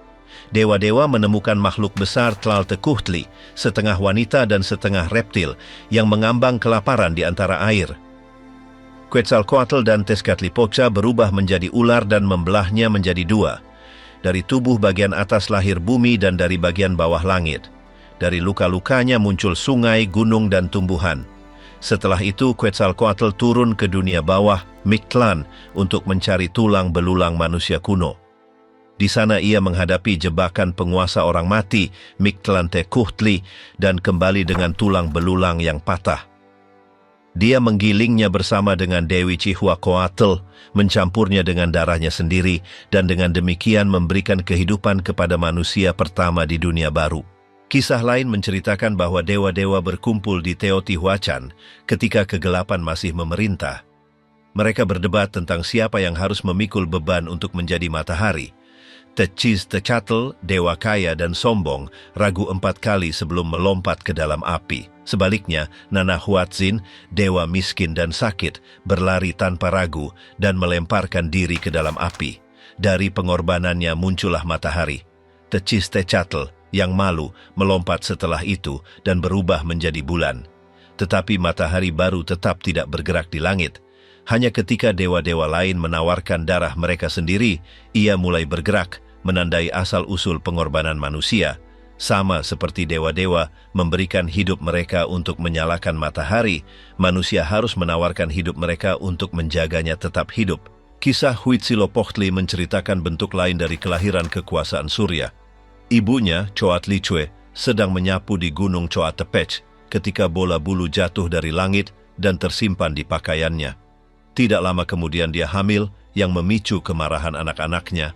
400 orang selatan, Cuatrocientos Surianos, dipimpin oleh saudara perempuan mereka, Coyolxauhqui. Bertekad untuk membunuhnya karena aib, mereka naik ke bukit sambil bersenjata. Tetapi sebelum mereka tiba, Coatlicue melahirkan Huitzilopochtli yang lahir dewasa dengan cat perang, perisai, dan senjata ular apinya. Dalam pertempuran, dewa muda itu memenggal kepala Coyolxauhqui dan melemparkan tubuhnya ke bawah gunung, yang fragmennya tersebar di lereng. Setiap pengorbanan di kuil mayor mengingatkan akan kemenangan itu, karena piramida mewakili bukit sakral yang sama, dan batu Coyolxauhqui yang ditempatkan di kakinya, membangkitkan kejatuhannya. Agama Aztec tidak membentuk sistem yang seragam, melainkan kombinasi dari tradisi kuno dan kepercayaan baru. Beberapa dewa berasal dari Teotihuacan dan Tula, seperti Quetzalcoatl dan Tlaloc, sementara yang lain dibawa oleh suku Meksika dalam migrasi mereka dari Aztlan. Huitzilopochtli, dewa utama mereka, berubah dari pelindung suku menjadi simbol negara. Tlacaelel, penasihat para raja, mempromosikan kultusnya dan menempatkannya di samping Tlaloc di puncak kuil mayor, mewakili persatuan antara perang dan kesuburan. Mereka juga mengadopsi dewa-dewa dari bangsa yang ditaklukkan, yang patung-patungnya disimpan di kuil khusus yang disebut Coatzacoalco, sebagai tanda dominasi spiritual atas wilayah lain. Istilah Teotl mendefinisikan dewa-dewa sebagai kekuatan sakral daripada sebagai manusia dengan kepribadiannya sendiri. Mereka bukan sosok yang dekat seperti dewa-dewa dalam panteon Yunani, melainkan energi tak terlihat yang dapat bermanifestasi dalam berbagai bentuk. Banyak yang berbagi atribut, hiasan kepala, perhiasan, atau warna. Oleh karena itu, dewa yang sama dapat berubah menjadi dewa lain tergantung pada konteksnya. Quetzalcoatl misalnya, berubah menjadi Ehecatl ketika ia mengambil aspeknya sebagai dewa angin. Ometeotl, dewa dual, mengandung di dalamnya versi laki-laki dan perempuan dari prinsip pencipta, Ometecuhtli dan Omechihuatl. Jumlah total dewa sangat besar. Para penulis kronik menyebutkan lebih dari 200 nama, banyak di antaranya varian atau manifestasi dari kekuasaan yang sama. Untuk mengatur alam semesta itu, para sarjana modern mengelompokkannya menjadi 3 bola besar: dewa-dewa penciptaan dan langit, dewa-dewa kesuburan dan hujan, dan dewa-dewa perang dan kematian. Di antara yang pertama adalah Tezcatlipoca, cermin berasap, yang dapat melihat segala sesuatu yang terjadi di dunia dari cermin obsidiannya. Dia adalah pelindung para raja dan simbol kekuasaan. Dia diikuti oleh Xiuhtecuhtli, penguasa api, diwakili sebagai orang tua yang memimpin perapian dan upacara api baru. Kehadirannya menjamin kelangsungan hidup. Kelompok hujan dan kesuburan dipimpin oleh Tlaloc, penguasa badai dan gunung, yang mengirimkan hujan yang memberi makan jagung. Dia dibantu oleh Tlalocque, dewa-dewa kecil yang membuat air di gua dan gunung berapi. Centeotl, dewa jagung, Xochipilli, penguasa bunga dan kesenangan, dan Mayahuel, Dewi Maguey, bersama dengan 400 kelinci, 400 conejos, roh pulke, juga termasuk dalam kelompok ini. Dewi-dewi bumi, seperti Teteoinan, Xochiquetzal, atau Tlazolteotl, mewakili kesuburan, keinginan, dan keibuan. Beberapa, seperti Coatlicue dan Cihuacoatl, juga terkait dengan kematian, mengingatkan bahwa kelahiran dan kematian adalah bagian dari siklus yang sama. Kelompok terakhir mencakup dewa-dewa perang dan pengorbanan. Tonatiuh, matahari, menerima jiwa-jiwa prajurit dan tawanan yang dipersembahkan untuknya. Huitzilopochtli menuntut pengorbanan terus-menerus untuk mempertahankan kekuatannya dan menjamin pergerakan bintang. Mixcoatl, dewa pemburu dari asal Chichimeca, berbagi atribut dengan bintang dan api. Di dunia bawah tanah memerintah Mixtlantecuhtli, penguasa orang mati, ditemani oleh istrinya Mictecacihuatl. Kepada mereka pergi jiwa-jiwa orang yang meninggal karena sebab alami. Dewa-dewa lain menempati tempat khusus. Quetzalcoatl, ular berbulu, menyatukan elemen angin, kebijaksanaan, dan penciptaan. Dia adalah pelindung para imam dan pengetahuan, dan imam besar menyandang namanya sebagai gelar. Yacatecuhtli, pada bagiannya, melindungi para pedagang yang menempuh rute panjang membawa produk kekaisaran. Kematian, jauh dari akhir, adalah bagian dari keseimbangan universal. Di kuil dan bejana berlimpah tengkorak dan tulang bersilang, simbol yang bagi suku Meksika tidak mewakili teror tetapi kesuburan dan pembaharuan. Tulang-tulang yang sama yang digunakan Quetzalcoatl untuk menciptakan manusia adalah benih kehidupan. Nasib jiwa-jiwa tergantung pada bagaimana setiap orang meninggal. Para prajurit dan yang dikorbankan menemani matahari dalam perjalanan hariannya. Wanita yang meninggal saat melahirkan menjadi pendamping bintang selama matahari terbenam. Orang yang tenggelam dan yang disambar petir pergi ke surga lembap Tlalocan. Yang lain turun ke 9 tingkat Mictlan, tempat mereka memulai perjalanan gelap yang berlangsung 4 tahun sebelum mencapai peristirahatan. Penguburan mencerminkan kepercayaan itu. Para bangsawan dikremasi dengan perhiasan, senjata, dan persembahan mereka, dan kadang-kadang budak dikorbankan untuk melayani mereka di kehidupan lain. Para petani dan perajin biasanya dikuburkan di bawah lantai rumah mereka, duduk atau dalam posisi janin, ditemani oleh satu bejana dan beberapa makanan. Diyakini bahwa orang mati terus menjadi bagian dari rumah tangga, sehingga keluarga mereka menawarkan makanan dan bunga pada tanggal yang ditentukan. Hubungan antara kehidupan dan kematian bersifat konstan. Di Kalixtlahuaca dan situs lain telah ditemukan tulang yang diukir dengan torehan yang digunakan dalam ritual, mungkin sebagai alat musik atau pengingat pengorbanan. Suku Aztek melihat dalam sisa-sisa itu simbol kekuasaan dan kesinambungan. Begitulah cara mereka memahami dunia, siklus abadi di mana dewa-dewa, manusia, dan orang mati berbagi tanggung jawab yang sama. Menjaga keseimbangan kosmos membutuhkan darah, nyanyian, dan api. Agama Aztek bukan hanya serangkaian kuil dan upacara, tetapi ekspresi dari ide sentral, bahwa alam semesta ada karena semua orang, dewa dan manusia, bersedia mati agar matahari terbit kembali setiap hari. Waktu dewa-dewa, ritual, darah, dan api di era sakral. Agama Aztek diekspresikan dalam jaringan kuil, piramida, dan altar yang mendominasi lanskap setiap kota. Bangunan-bangunan ini bukan sekadar monumen sederhana, melainkan ruang di mana dewa-dewa dan manusia bertemu melalui ritual yang menandai ritme kehidupan sehari-hari. Di setiap kota penting, pusat seremonial didirikan di atas platform batu besar yang dikelilingi oleh tangga, halaman, dan tempat suci kecil. Di sana dirayakan upacara publik, pengorbanan, dan prosesi yang menjaga keseimbangan alam semesta. Kuil adalah representasi fisik kosmos, titik di mana langit, bumi, dan dunia bawah tanah terhubung. Para imam adalah penjaga ikatan itu. Sejak sangat muda mereka masuk ke sekolah agama, tempat mereka belajar nyanyian, kalender, dan norma ritual. Mereka tinggal di kuil terpisah dari kehidupan umum dan mengikuti disiplin ketat yang mencakup puasa, pantangan, dan penebusan dosa. Tubuh mereka dapat dikenali, rambut panjang kusut, wajah tertutup jelaga, dan telinga berlubang untuk pendarahan ritual. Mereka tidur sedikit, mandi beberapa kali sehari, dan menghabiskan sebagian besar waktu mereka bernyanyi, membakar copal atau mengukir patung sakral. Setiap kuil memiliki beberapa pangkat imam.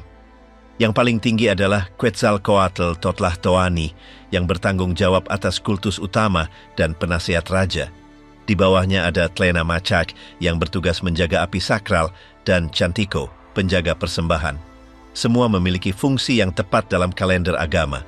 Penggalian kuil mayor, Templo Mayor, telah mengungkapkan ribuan persembahan, pisau obsidian, topeng giok, patung-patung kecil, tulang manusia dan hewan, perhiasan, sisa-sisa burung tropis, dan karang dari lautan. Benda-benda ini berasal dari wilayah yang jauh yang menunjukkan jangkauan kekaisaran.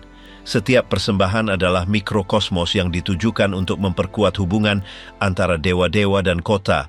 Di sekitar piramida utama terdapat kuil kecil lain yang didedikasikan untuk dewa-dewa sekunder, sekolah pendeta, tempat penyimpanan persembahan, dan platform untuk prosesi. Upacara publik adalah peristiwa besar tahun itu.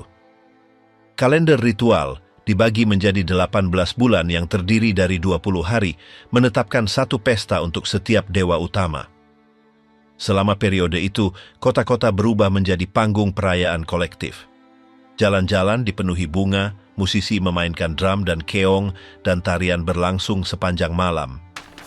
Para imam memimpin prosesi dengan panji-panji dan pembakar copal, diikuti oleh para prajurit dengan lambang mereka dan oleh perwakilan dari setiap lingkungan. Seluruh komunitas berpartisipasi menawarkan makanan, dupa, atau patung-patung kertas kecil. Pengorbanan dilakukan pada saat puncak ritual, ketika nyanyian mencapai titik paling tinggi dan drum menandai ritme jantung yang akan dipersembahkan. Beberapa festival merayakan awal penanaman atau akhir panen. Yang lain mengenang kemenangan militer atau memperbarui api sakral. Selama bulan yang didedikasikan untuk Tlaloc, para imam naik ke gunung-gunung terdekat dengan anak-anak yang dipilih untuk dikorbankan karena diyakini bahwa air mata mereka akan membawa hujan. Sebaliknya, pesta Shipetotek mencakup pengulitan korban yang algojonya mengenakan kulit mereka selama hari-hari berikutnya sebagai simbol pembaharuan pertanian. Darah dan jagung, kematian dan kelahiran kembali adalah aspek dari realitas yang sama. Prosesi kekaisaran menunjukkan kekuasaan negara dan ikatannya dengan dewa-dewa. Di Tenochtitlan, raja memimpin upacara utama ditemani oleh bangsawan, imam, dan duta besar dari provinsi sekutu. Dari istana kerajaan hingga kuil mayor, Templo Mayor, terbentang jalan yang ditutupi bunga. Para peserta bernyanyi, menari, dan menawarkan dupa. Di kuil-kuil dilakukan persembahan emas, giok, dan makanan. Kehadiran penguasa memperkuat ide bahwa kekuasaan politik dan agama tidak terpisahkan. Bersamaan dengan ritual besar, ada praktik yang lebih intim. Di setiap rumah ada altar kecil di mana keluarga-keluarga menghormati dewa-dewa rumah tangga dan leluhur mereka. Upacara pribadi terdiri dari membakar copal, menawarkan bunga, roti jagung, atau tetesan darah dari cuping telinga atau lidah. Persembahan ini dilakukan saat fajar atau saat matahari terbenam, momen yang dianggap sakral karena mewakili kelahiran dan kematian matahari. Ritual juga dilakukan untuk meminta bantuan, kesehatan, kesuburan, panen yang baik, atau kesuksesan dalam perang. Dukun dan peramal menafsirkan mimpi, pergerakan api, atau penerbangan burung untuk mengetahui kehendak ilahi. Kuil kecil didedikasikan untuk dewa-dewa lokal atau pelindung lingkungan, mempertahankan pemujaan yang konstan. Para imam komunitas itu merayakan pesta untuk menghormati dewa pelindung mereka, menyelenggarakan prosesi kecil, dan mengajar pemuda nyanyian ritual. Setiap lingkungan memiliki kalendernya sendiri, sehingga di ibu kota selalu ada upacara yang sedang berlangsung.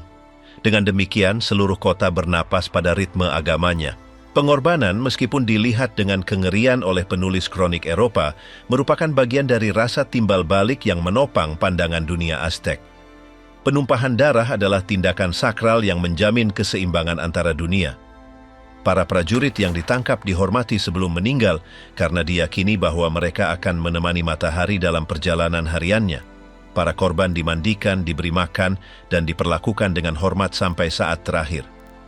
Kematian mereka tidak dianggap hukuman, melainkan partisipasi dalam pembaharuan alam semesta. Seni dan arsitektur kuil memperkuat simbolisme itu. Patung-patung ular, jaguar, dan tengkorak mewakili kekuatan kosmos. Dinding ditutupi dengan lukisan yang menunjukkan prosesi, dewa-dewa, dan adegan pengorbanan. Warna yang dominan adalah merah, simbol darah, dan biru, lambang langit dan hujan. Di beberapa kuil diletakkan mosaik batu hijau atau pirus yang terkait dengan kehidupan dan keabadian. Patung-patung dewa-dewa menerima persembahan harian berupa bunga, makanan, dan copal. Kehidupan beragama Aztec tidak membedakan antara yang ilahi dan yang sehari-hari. Setiap tindakan, makan, menanam, menikah, atau berperang memiliki komponen sakral. Kuil dan ritualnya adalah pusat alam semesta itu. Dari menara kembar kuil mayor, Templo Mayor, hingga altar kecil di rumah-rumah, seluruh kekaisaran berfungsi sebagai tempat suci yang luas yang didedikasikan untuk menjaga tatanan dunia. Ketika matahari terbit di atas danau Texcoco, lonceng keong dan drum menandai dimulainya hari persembahan yang lain. Tangga kuil dipenuhi asap dan dupa, para imam menyanyikan nyanyian kuno, dan bangsa itu mengamati dari plaza. Dalam adegan harian itu diulangi janji yang menopang alam semesta. Selama manusia terus menyerahkan darah dan iman mereka, dewa-dewa akan terus menggerakkan matahari di atas kota besar suku Meksika. Dengan demikian, di antara nyanyian, api, dan pengorbanan, kuil batu menjadi jantung spiritual peradaban yang melihat dalam setiap fajar bukti bahwa dunia mereka masih dalam keseimbangan. Era pengetahuan, astronomi, tulisan, dan seni matahari. Bangsa Meksika mengembangkan pandangan dunia di mana sains, agama, dan seni membentuk satu realitas. Studi tentang waktu, gerakan langit, tulisan, dan seni tidak dipahami sebagai sesuatu yang terpisah dari yang ilahi. Setiap perhitungan dan setiap simbol memiliki makna sakral. Dalam pencarian mereka untuk memahami alam semesta, suku Aztec mencapai presisi yang menakjubkan dalam astronomi, kedokteran, teknologi, dan kreasi artistik, meninggalkan warisan intelektual yang mencerminkan semangat praktis mereka maupun pengabdian mereka kepada dewa-dewa. Pembuatan satu kodeks adalah proses yang sangat khusus yang menggabungkan teknik dan estetika. Para tlacuilos bekerja di atas kulit rusa atau kertas amate yang telah disiapkan sebelumnya, dihaluskan dan dilapisi dengan alas yang memungkinkan aplikasi lapisan pigmen secara seragam. Mereka menggunakan kuas halus yang dibuat dari serat tumbuhan atau rambut hewan untuk menarik garis yang tepat yang menghormati tradisi visual yang diwarisi dari generasi sebelumnya. Setiap komposisi mengikuti tatanan ketat, figur, glif, dan simbol diatur sesuai dengan konvensi yang ditetapkan untuk menjaga koherensi naratif dan visual manuskrip. Penggunaan warna sangat penting. Para tlacuilos menyiapkan pigmen mineral dan organik dengan teknik yang disempurnakan. Biru berasal dari campuran mineral, merah dari cocinilla, hitam dari jelaga, dan kuning dari ekstrak nabati. Warna-warna ini tidak hanya memperindah permukaan, tetapi juga berfungsi sebagai penanda konseptual dalam sistem grafis Meksika. Presisi dalam aplikasinya menjamin bahwa kodeks itu dapat dibaca, stabil, dan harmonis secara visual. Karena kompleksitas pekerjaan mereka, para tlacuilos dianggap spesialis tingkat tinggi. Tugas mereka adalah melestarikan dengan setia struktur visual pengetahuan, memastikan bahwa transmisi kisah, kalender, dan konsep agama mempertahankan integritas formalnya. Kombinasi disiplin teknik, sensitivitas artistik, dan tanggung jawab sakral menjadikan profesi mereka salah satu ekspresi pemikiran Meksika yang paling halus. Kalender adalah salah satu pencapaian sains mereka yang paling tepat. Suku Aztec mengelola dua sistem perhitungan waktu. Yang pertama adalah Siuh Pohualli atau kalender Surya, yang terdiri dari 365 hari dibagi menjadi 18 bulan yang terdiri dari 20 hari, ditambah 5 hari terakhir yang dianggap bernasib buruk. Ini mengukur siklus pertanian dan mengatur panen dan perayaan tahunan. Yang kedua adalah Tonal Pohualli, kalender ritual 260 hari, dibentuk oleh 20 tanda dan 13 angka yang digabungkan untuk menciptakan urutan unik. Siklus ini menandai nasib individu dan hari-hari yang baik untuk upacara, kelahiran, atau perang.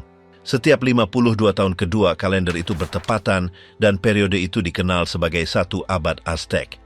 Pada akhirnya, bangsa itu melakukan upacara api baru, memadamkan semua api di kekaisaran dan menyalakan api baru di puncak Bukit Bintang, Cerro de la Estrella. Dengan tindakan itu mereka memastikan bahwa matahari akan terlahir kembali dan bahwa dunia akan melanjutkan jalurnya. Ketepatan perhitungan mereka membuat penulis kronik Eropa terkejut yang menemukan kesamaan antara kalender Meksika dan kalender Surya yang digunakan di dunia lama. Pengetahuan astronomi suku Aztec terkait erat dengan pengamatan langit. Para imam astronom mengawasi pergerakan matahari, bulan, Venus, dan bintang dari platform yang dibangun di kuil. Catatan-catatan ini memungkinkan untuk memprediksi gerhana, menetapkan tanggal penanaman, dan menyingkronkan perayaan keagamaan. Venus, khususnya, memiliki kepentingan besar. Kemunculan dan lenyapnya di ufuk menandai siklus perang dan pengorbanan. Dewa Quetzalcoatl diidentifikasi dengan planet ini dan cahayanya saat fajar atau matahari terbenam ditafsirkan sebagai sinyal ilahi. Kuil-kuil utama sejajar dengan titik-titik kardinal dan dengan momen tahun ketika matahari mencapai titik maksimumnya. Dari puncak kuil mayor, Templo Mayor, para imam dapat mengamati matahari terbit di atas bukit dan menentukan solstisium dan equinox. Ketepatan itu berfungsi tidak hanya untuk tujuan pertanian, tetapi juga untuk melegitimasi kekuasaan agama karena kontrol waktu dipandang sebagai demonstrasi otoritas spiritual. Dalam bidang teknik, suku Aztec mencapai perkembangan yang patut dicatat tanpa menggunakan hewan beban atau alat logam canggih. Mereka membangun kanal, jalan lintas, saluran air, dan sistem hidrolik yang memungkinkan transportasi dan irigasi.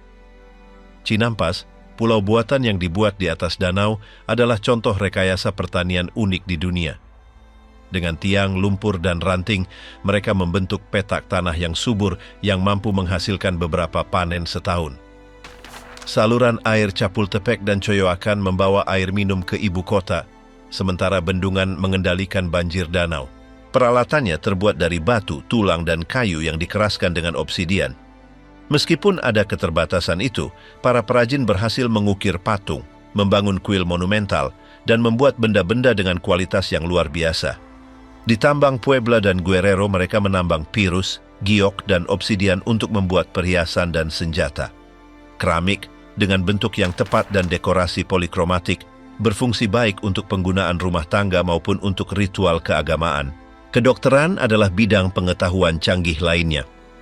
Para dokter, yang disebut Ticitl, menggabungkan observasi empiris dengan prinsip agama. Mereka mendiagnosis penyakit melalui gejala, denyut nadi, atau mimpi, dan menerapkan perawatan berdasarkan tumbuhan, mineral, dan ritual. Di antara obat-obatan mereka menggunakan rempah-rempah seperti cuapatli untuk demam, istajpatli untuk luka, dan yauhtli untuk menenangkan rasa sakit. Mereka tahu bagaimana mengoleskan plester, menjahit luka, dan memasang patah tulang. Mereka juga mempraktikkan pengeluaran darah dan mandi uap di Temazcales yang berfungsi untuk memurnikan tubuh dan roh. Dalam kodeks disebutkan lebih dari 100 tumbuhan obat. Banyak di antaranya masih digunakan dalam pengobatan herbal modern. Seni Aztec mencerminkan keseimbangan yang sama antara materi dan yang ilahi. Patung-patung batu mewakili dewa-dewa, hewan, dan prajurit dengan realisme yang mengesankan. Para seniman mengetahui proporsi dan teknik yang memberikan gerakan dan ekspresi pada figur. Topeng Pirus dan obsidian menggabungkan bahan berharga untuk melambangkan kekuasaan dan keabadian. Di istana dan kuil, dinding dicat dengan adegan pertempuran, persembahan, dan upacara.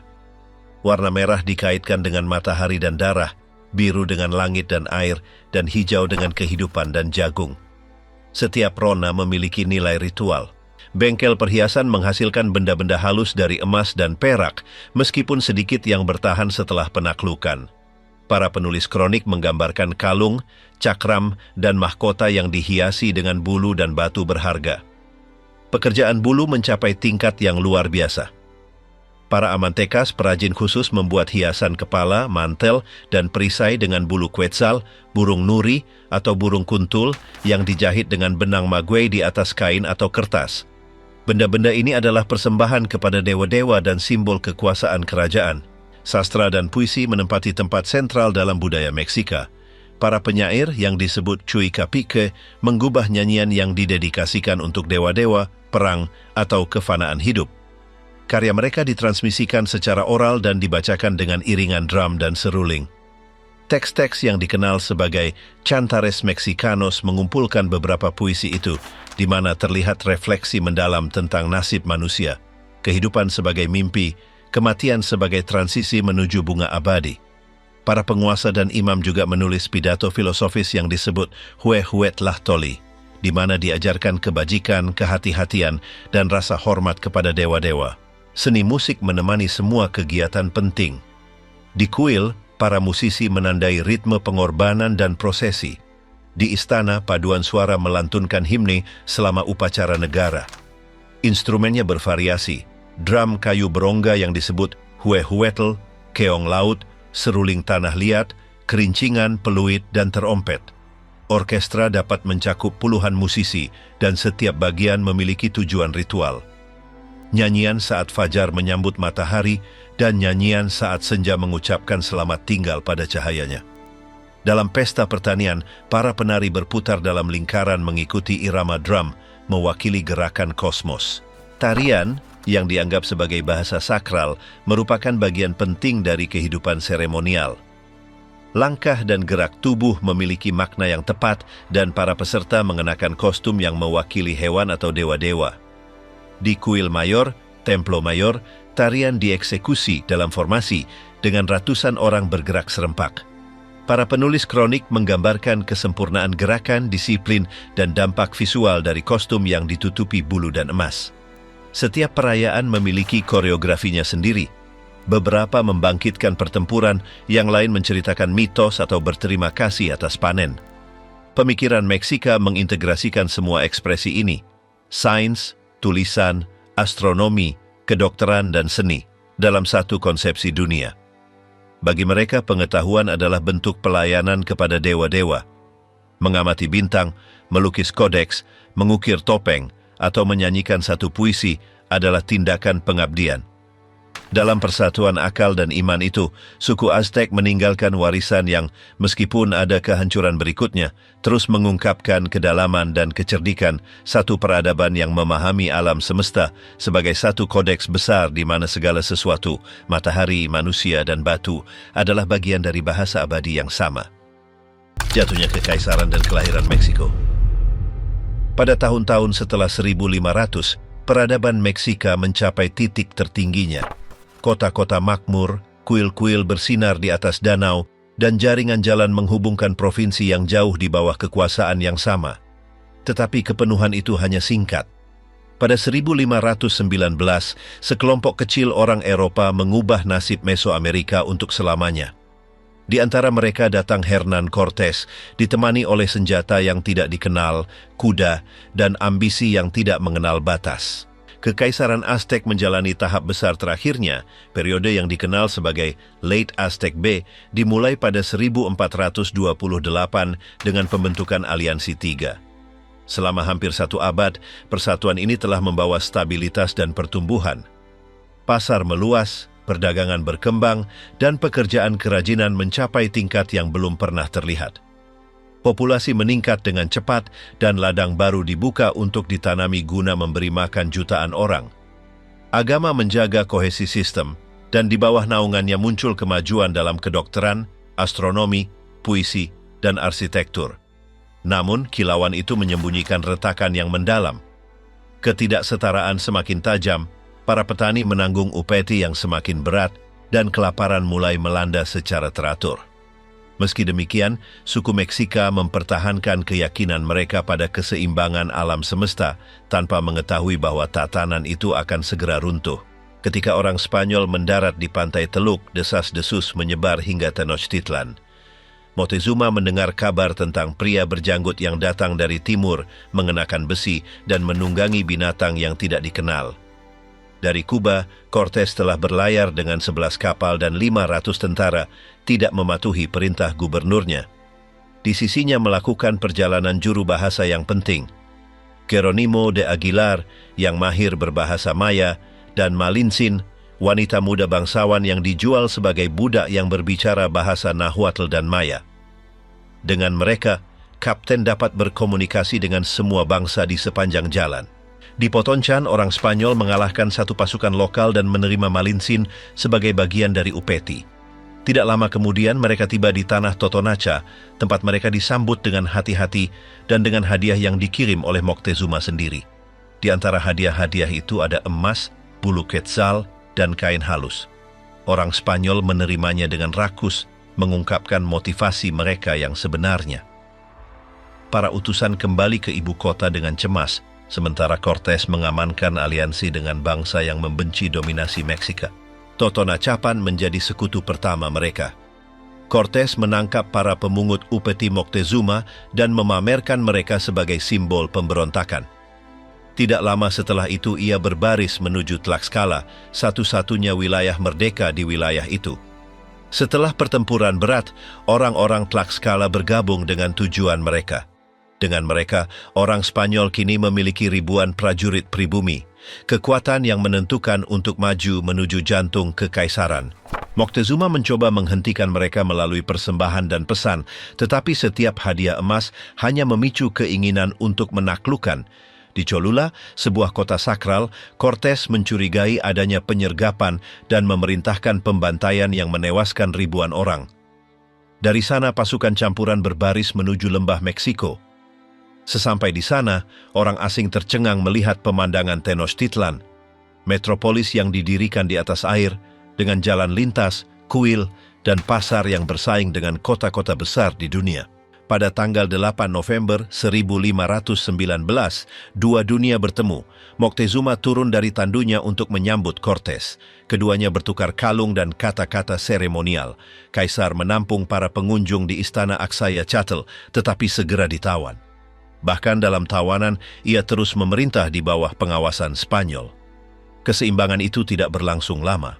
Ketika Cortés pergi ke pantai untuk menghadapi ekspedisi lain yang dikirim melawannya, ia meninggalkan Pedro de Alvarado sebagai komandan. Pedro de Alvarado takut akan pemberontakan, menyerang ritual agama dan memicu pembantaian. Bangsa itu merespons dengan marah. Setelah kembali, Cortés menemukan kota dalam perang. Moctezuma meninggal di tengah kekacauan, mungkin oleh tangan orang Spanyol, mungkin oleh batu yang dilemparkan oleh bangsanya sendiri. Pada malam 30 Juni 1520, para penakluk mencoba melarikan diri sambil membawa emas.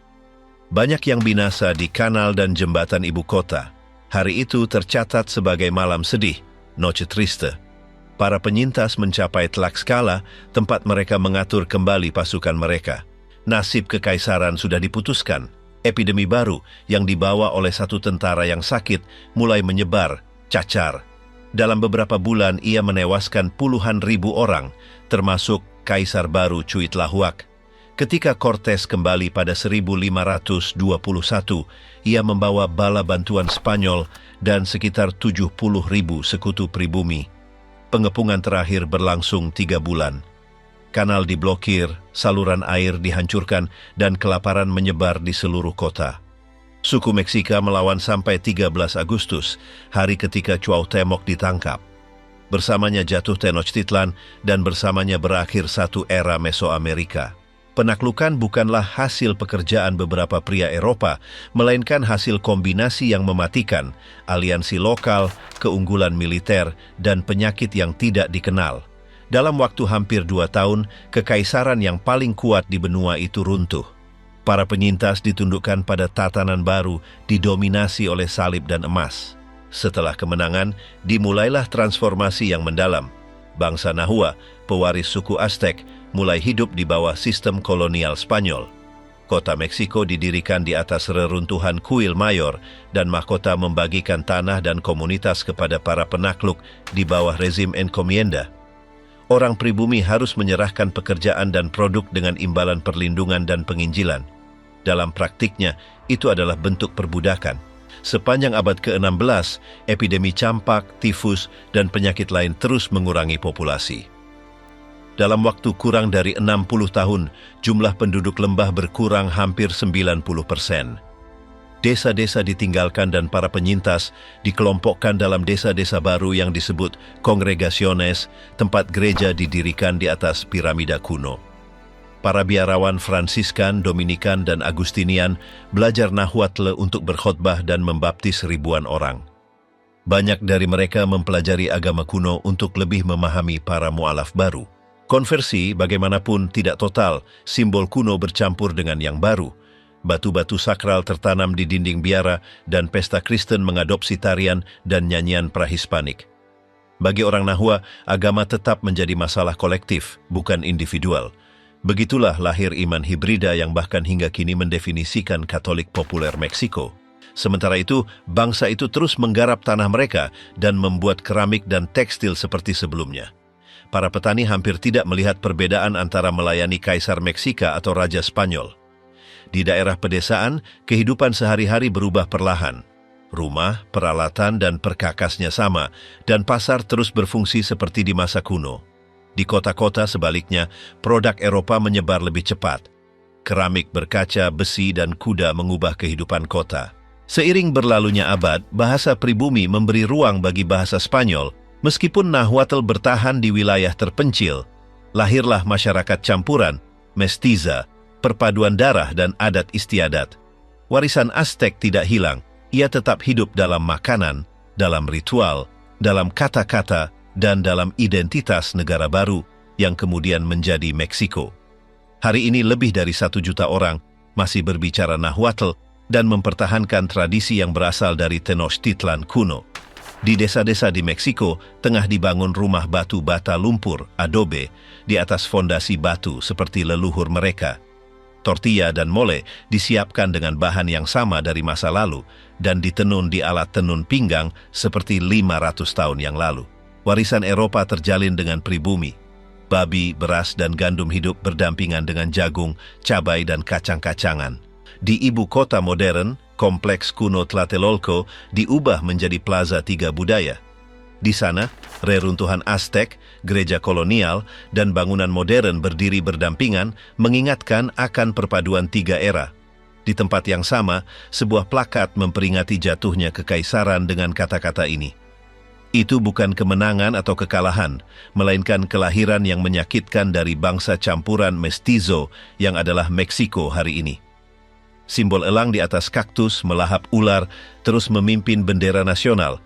Itu adalah gambar yang, menurut legenda, membimbing suku Meksika dalam pendirian kota mereka. 5 abad kemudian, ia mewakili persatuan antara masa lalu pribumi dan masa kini modern. para arkeolog terus menggali kuil mayor, Templo Mayor, menemukan persembahan, patung, dan jejak peradaban yang, meskipun dihancurkan, tidak pernah hilang sepenuhnya. Kata-kata penulis kronik pribumi Fernando de Alvarado Tezozomoch yang ditulis sekitar 1600 tampaknya terpenuhi. Ia tidak akan pernah hilang, tidak akan pernah terlupakan. Kami, anak-anaknya, akan menceritakannya kepada mereka yang belum lahir. Kisah suku Aztec terus hidup. Tidak hanya di batu, tetapi dalam bahasa, di pasar, dan dalam identitas seluruh bangsa.